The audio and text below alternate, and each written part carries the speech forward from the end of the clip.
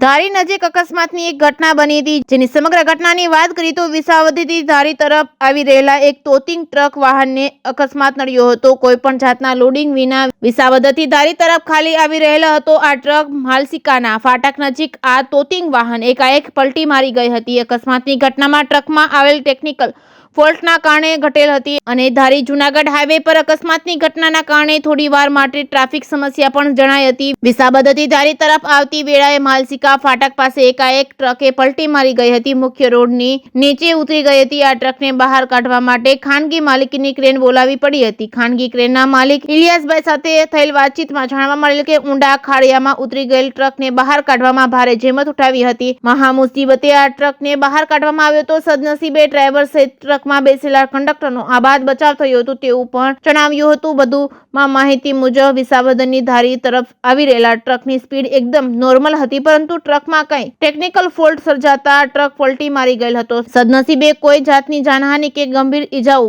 થયેલ ન હતી। જે કેસ ન્યૂઝ ગુજરાતી સાથે સંજય વાળા, ધારી।